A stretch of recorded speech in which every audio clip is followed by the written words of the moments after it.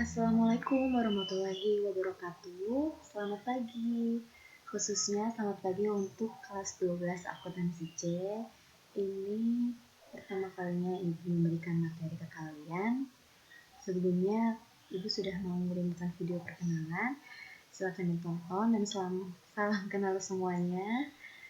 Semoga nanti kita bisa berkenalan langsung ya. Oh ya, hari ini Ibu akan mengajar mengenai mata pelajaran akuntansi keuangan yang sebelumnya sudah diajar oleh Ibu Celia. Di sini Ibu akan menggantikan Ibu Celia dan ingin mereview lagi apa yang Ibu Celia waktu itu sampaikan masih di kompetensi dasar aset tetap. Nah, ini PPT-nya bisa kalian tulis juga dan Ibu akan menjelaskan terlebih dahulu. Nah, masih di dalam materi aset tetap. Nah, aset tetap di sini berarti harta berwujud dalam bentuk fisik yang siap dipakai. Aset tetap artinya barangnya itu memiliki wujudnya atau ada fisiknya. Dan biasanya ini siap dipakai atau dibangun. Contohnya seperti gedung, itu kan siap dipakai. Dan masa manfaatnya itu lebih dari 1 tahun. Kalau gedung kan 5 tahun, 10 tahun lebih ya. Kemudian kendaraan. Nah, itu masa manfaat atau masa pakainya lebih dari 1 tahun. Di sini ada karakteristik atau ciri-ciri dari aset tetap. Pertama, mempunyai bentuk secara fisik, kemudian tidak dijual kembali. Kenapa tidak dijual kembali? Karena tadi dijadikan aset investasi untuk perusahaan. Kemudian mempunyai masa manfaat lebih dari 1 tahun, seperti motor, mobil itu manfaatnya lebih dari 1 tahun dan dipakai secara berulang di sini. Serta mempunyai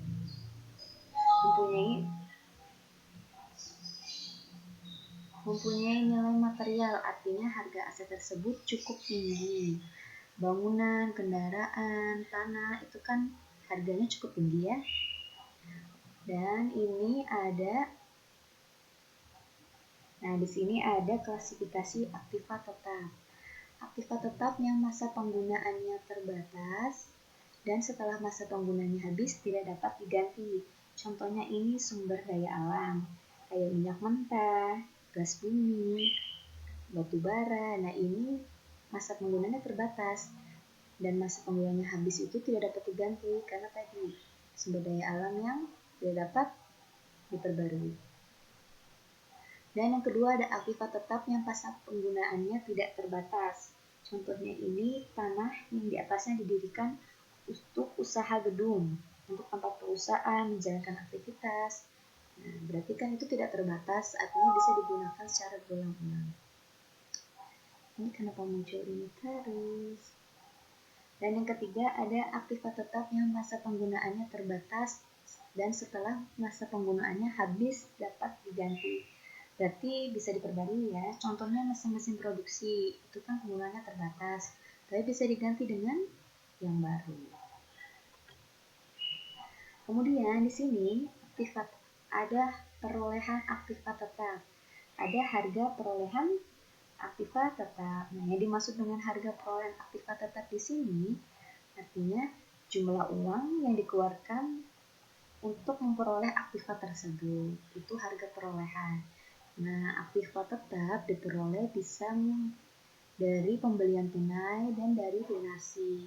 Contohnya kalau pembelian tunai, membeli aktiva tetap, pembayaran faktur, pengeluaran kas yang berhubungan dengan pembelian aktiva tetap, contohnya secara tunai ya, pembayaran faktur pembelian, pajak pertambahan nilai, biaya pengangkutan. Dan untuk aktiva tetap yang diperoleh dari donasi. Nah, untuk donasi di sini artinya berarti dapat dari pihak ketiga ya.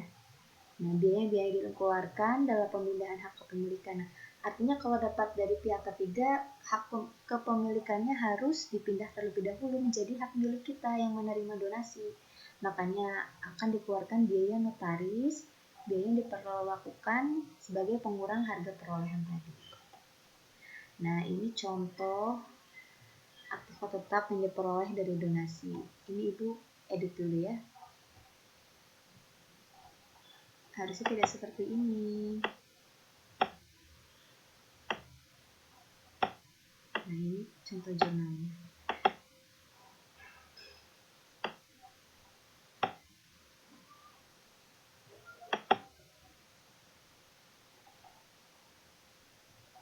Ini contoh jurnal aktiva yang diperoleh dari donasi. Contohnya, sebagai contoh, koperasi pengrajin sepatu memperoleh donasi dari pemerintah daerah setempat berupa tanah dan bangunan untuk menjalankan kegiatan usaha koperasi. Harga pasar tanah 100 juta, harga bangunan ditaksir 150 juta, biaya yang dikeluarkan koperasi untuk pemindahan hak kepemilikan sejumlah 1.750.000. Nah, pemindahan hak kepemilikan ini juga ada biayanya karena tadi kita dapat donasi, dapat berupa tanah dan bangunan dari pemerintah daerah.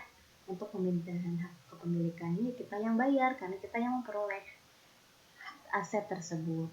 Nah, ini contoh jurnalnya untuk mencatat harga perolehan aktiva tetap. Tanahnya berapa tadi? Tanah bertambah ya karena kita memperoleh. Kemudian gedungnya dan modal donasinya juga bertambah sebanyak 250 juta. Kemudian kita mencatat biaya pemindahan hak kepemilikan, artinya kita yang mengeluarkan biaya tersebut untuk pindah nama istilahnya ya. Kayak kita beli motor, ada balik nama, itu biasanya biaya yang dikeluarkan oleh pihak yang menerima donasi. Nah, di sini pihak hak kepemilikannya berapa? 1.750.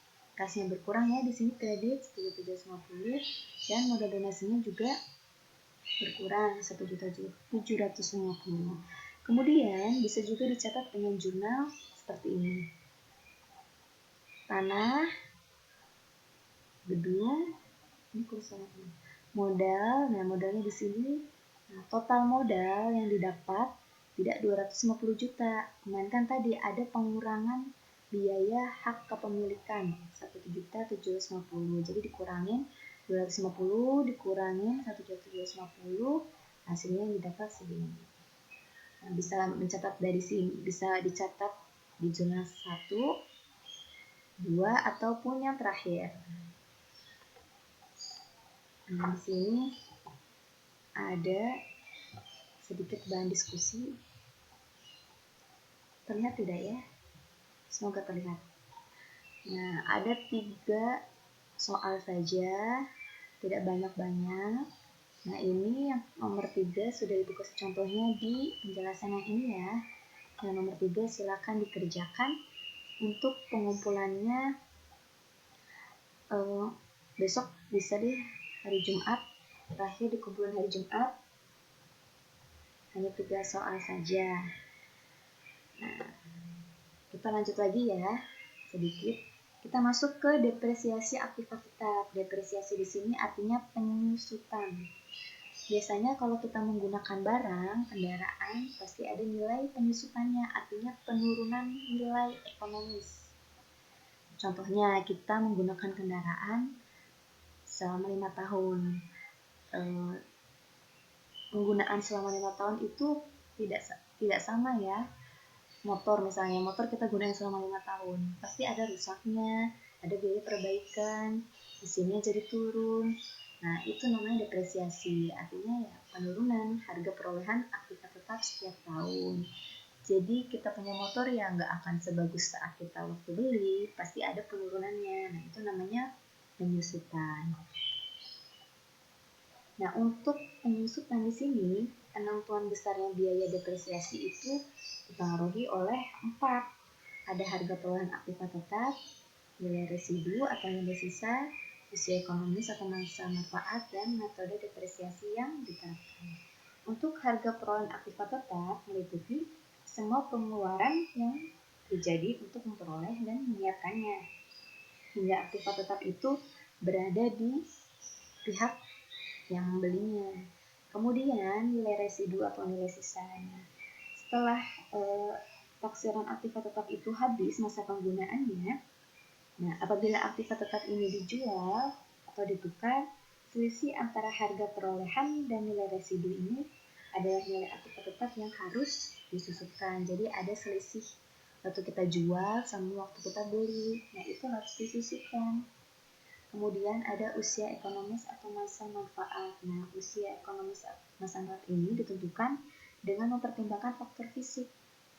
Misalnya, aktiva tetap dalam bentuk mesin yang digunakan dalam aktivitas produksi secara fisik, pasti suatu saat akan terjadi kerusakan. Nah, salah satunya itu tadi usia ekonomis atau masa manfaat. Dan yang terakhir ada metode depresiasi yang diterapkan. Metodenya ini macam-macam sekali. Kita masuk ke sini ya. Metode depresiasi ini terbagi menjadi dua. Ada satu faktor waktu, ada faktor penggunaan. Nah, faktor waktu sendiri terbagi lagi menjadi dua. Ada garis lurus dan beban menurun. Nanti Ibu akan menjelaskan di pertemuan selanjutnya untuk contoh-contoh metode depresiasi aktiva tetap. Karena materinya aktiva tetap ini sangat banyak dan kebetulan kalian sedang melakukan kegiatan PKL di luar sekolah, jadi kita pelan-pelan saja ya agar kalian lancar PKL-nya, kalian juga lancar belajarnya, kalian tidak stres, pokoknya tetap semangat dan jaga kesehatan. Oh ya, untuk